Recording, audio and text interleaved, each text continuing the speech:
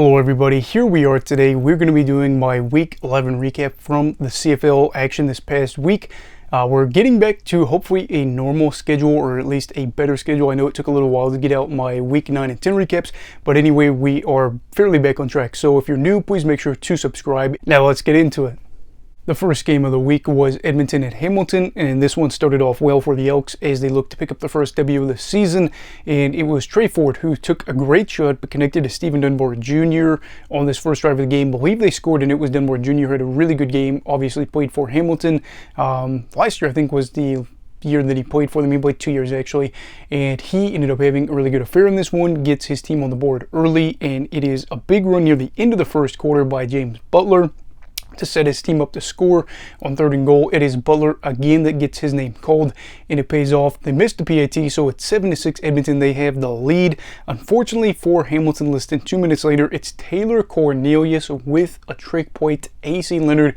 You're imagining that Cornelius is going to run the ball. Instead, it's Leonard, the impressive defensive lineman, that ends up getting a downfield shot. One-handed snag. I know you know what I'm talking about. A couple plays later, Cornelius does run the ball, punching it into the end zone, making it 14-6. Midway through the second, it's Trey Ford and Stephen Dunbar Jr. again with a great connection. Have a 47-yard catch, and later a touchdown reception again by the former Tabby, as it is 21-6 Edmonton. Hamilton does get a field goal before the half to make it 21-9. Then the Monsoons arrive. It is a game that we get to see delayed for I don't remember what it was. It was at least an hour. And near the end of the third, it is Jake Ceresna getting a big sack to force Hamilton to go for a field goal, 43 yards. Mark Leggio ends up missing the field goal early in the fourth. It is again Hamilton going for a field goal, but it is missed again by Leggio, 21-9. And for him, not a great feeling, because you know you're leaving points off the board for your team, as Hamilton is going to be frustrated here. And ultimately for Edmonton, it was good enough. They end up winning this one, and it is a great game for them. Their offense looked decent, and I think really not even just defense. They were able to get big shots, which is good, because if you can't move the ball well consistently, those deep plays can make life a lot easier for you. Especially in the first half, they looked good. The defense had 7 sacks, and Leggio, of course, played a big factor in this one, as he had a pretty darn bad day. And ultimately now we can look at the fact that Edmonton picked up their first W of the year. They were not going to be 0-10. They're going to be 1-9, and hopefully going back on the right track. Trey Ford, most importantly, is now 2-0 all-time in his career at Hamilton against the Tabbies. So the second game of the week, we saw the Winnipeg Blue Bombers traveling to Calgary to play the Stampeders. Drew Brown was filling in for Zach Collaros at quarterback, and this is after he had an incredible comeback for his team against Edmonton, and in this one we got to see his side take the opening points with Sergio Castillo getting a field goal. Calgary did respond with a field goal of their own, and then ended up blocking a punt to get another 3 to make it 6-3 their advantage after the first quarter.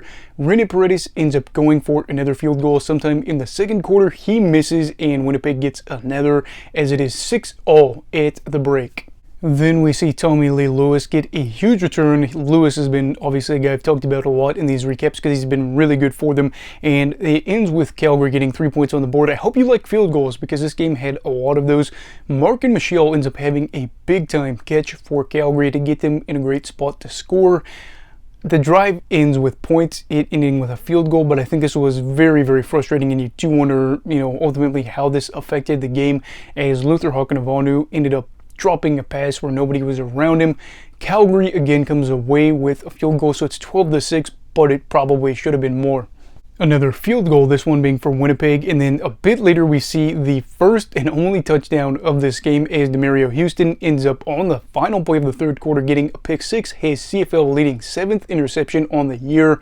Winnipeg really getting some momentum. Some field goals were traded in the fourth, but ultimately the last key piece of this game was René Paredes ended up missing another field goal, and the Blue Bombers end up taking it out. Had it gone out, it would have been a tied game at 19-19, but ultimately they get the ball out and they end up winning 19-18. Realistically, Paredes ends up getting those field goals. Calgary would have won 24-19. I know that obviously Play calling would have been impacted because I do think Winnipeg had the ball at the end, so they probably would have tried to go for a touchdown, but let's say they get stopped, the Stampeders would have won. Not going to say that was all on him because, again, those drives did stall out. There were some deep shots, ended up not working, but for Calgary, heartbreaking loss. Winnipeg, huge W. The third game of the week, we saw the Montreal Alouettes travel to Ottawa as Cody Fajardo was going to be out for this one. Again, Caleb Evans starting for them. It started out with Evans throwing an interception to Damon Webb. He ends up not taking it coast to coast, but it's a pretty big return. They eventually sees Tyrell Pigram end up getting a rushing touchdown to give Ottawa the early 7-0 lead. The Alouettes do respond with the screen of standback. They do seem to like those running back screens. Kari Jones does anyway, and this one does set up a field goal for the Owls. Ottawa responds relatively quickly though as Caleb Evans ends up fumbling the ball, and then we would see Pigram end up embarrassing Montreal's defense. Noel Thorpe is going to be yelling at the guys. Well, kind of yelling, but it was kind of embarrassing. He goes to the left, cuts back, but he's already a few yards past the line of scrimmage and sees a gap and basically runs right past the defensive lineman and everybody else. I think Wesley Sutton and Sean Lemon might have over pursued there a bit, but for Pigram, ends up being in touchdown again for him as the Ottawa Redblacks are up 14-3. Lewis Ward ends up getting a field goal to make it 17-3 at the half, and Ottawa feeling really good at the 30-minute mark.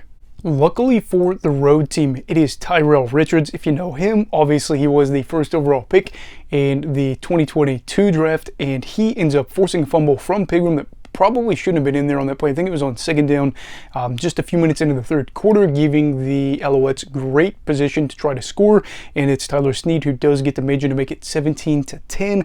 Now Crum in the fourth quarter does end up giving his team that cushion back with a rushing touchdown. It is now 24-10, 14-point lead in the final quarter for Ottawa. They feel like they can get this W and move to 4-6 on the year. Around the 6-minute mark, we would see David Cote make a field goal to make it an 11-point game thanks to his leg. Later in this, we would see around the 3-minute warning, Caleb Evans would take a deep shot to the end zone in double coverage. Really not an ideal throw. Sherrod Baltimore picks it off. Seems like it could be one of the final nails in the coffin for this game, but after review, it was called incomplete, so the Owls get another chance. They make Ottawa pay as Tyler Snead ends up going in on like a 5-yard in route, just kind of hovers in the middle of the field. Don't know what the defense was doing there. He ends up getting the ball, turning it into a touchdown. The Owls do end up failing to convert on a 2-point conversion, so they need a touchdown drive to win this game. The Owls do get that opportunity thanks to Hergy Mahela being out there in the open. Don't know how that happened. I think he just kind of went unnoticed, and he ends up getting a big catch near the sideline. A little bit later on 3rd and goal, Caleb Evans takes the low snap, have to score on this play. Otherwise, the game is over, and he ends up realizing nothing's there after the low snap and just makes a break for the pylon, ends up making it into the end zone, and the Owls have the lead after the Redblacks had a double-digit lead around the 3-minute mark, and with 14 seconds left, that was what they needed to ultimately win this game, 24-19. The Ottawa Redblacks obviously lose here as Montreal snatches a victory out of the jaws of defeat. You got to thank Tyrell Richards, in my opinion, for getting this started back into the direction of getting that win. If he doesn't force that fumble and recover it, the Snead touchdown doesn't happen, and maybe some precious clock is killed off, or maybe Ottawa scores. So that was a big point in this game, even though that was really early in the third quarter, in my opinion. And I do think for the secondary for Ottawa, they have to wonder what is happening here, because multiple weeks now it does seem like they're getting cooked regularly when it matters most. They end up losing a key game for their playoff positioning. Montreal stays firmly in the second spot, something I've said recently a lot, because Hamilton and Ottawa can't seem to be able to keep them down when it matters most. And then the final game of the week, you have the BC Lions playing in Saskatchewan against the Rough Riders, who are big underdogs in this one. They have Jake DeLaGale out there, their third-string quarterback, and they come out swinging almost right away. You get to see the defensive line force a fumble by Vern, just get him to knock the ball out there, and then about a minute later, it is the man making his return, KSB, ends up finding the ball in the end zone. Good for him, by the way. Really happy to see him back BC does score the next 10 points, one of those being a field goal, and then another one being a touchdown in busted coverage. And I'm not really sure what happened there. I think in the game they ended up saying that the secondary just kind of look at each other. I'm not sure who was in coverage and maybe what was the scheme. I don't know. I kind of wonder if it was a cover 2 type scheme and maybe somebody was supposed to say shallow. Don't really know, but either way, it was a big play for BC as they're up 10-7. Saskatchewan responds quickly though, as you see Samuel Emilus, a former first round pick for the Rough Riders, end up making a big catch. Happened multiple times in this game, by the way. Great player. And then we see Jamal Morrow. I thought it was originally a counter, but I didn't see anybody pull. Looks like he was supposed to go to the right on this play near the red zone or in the red zone. Ends up having a wicked cutback to go into the end zone as the Rough Riders get another lead. Terry Williams fumbles the ball on a punt return, and it is Jarrett Stearns that scores his first CFL touchdown, if I'm not mistaken, to give a little bit more cushion for the Rough Riders, who were absolutely punishing the Lions thanks to those turnovers early on. And then Vern throws another interception in this one, or just an interception in general, and you are seeing him trying to make something out of nothing. Jeremy Lawther ends up getting a field goal as the Riders are up and getting more points off the turnover.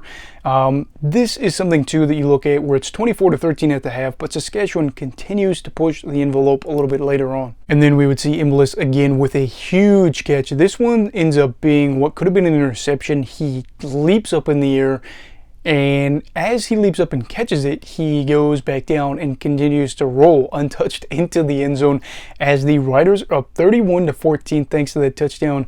Luckily, the game stays a little bit more interesting as we see touchdowns relatively quickly by Keon Hatcher and Lucky Whitehead, as the Lions are a failed 2-point conversion away from being right there. They are down now 5 points in this one.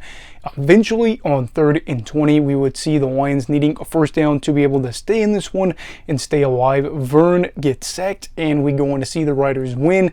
They get another field goal, but ultimately my takeaway from this game is it gives me flashbacks to that 2021 game where Rourke obviously got to go in, and that was just a really fun game, even though the Lions lost. And again, like I said in this one, turnovers early on, the offensive line playing badly just were massive setbacks for the Lions. And absolutely, the Riders came to play. They defensively were able to put a lot of pressure on Vernon Adams Jr. And I feel like the receiving core, especially Emilus, was able to do a lot of work in this game, credit to Lagella. And for the Riders, they are 5-5 and well alive for their playoff run. And for the Lions, it is a loss, but at least Vernon Adams was able to come on in, and that was after his injury, and get in there and make some plays. Offensive line has got to be better against whoever it's going to be when it's a playoff. So anyway, that is my recap for this week. What are your thoughts on this week of action? Let me know down below in the comments. Also, please make sure to like and subscribe if you're new. Everybody, please stay safe and have a great night.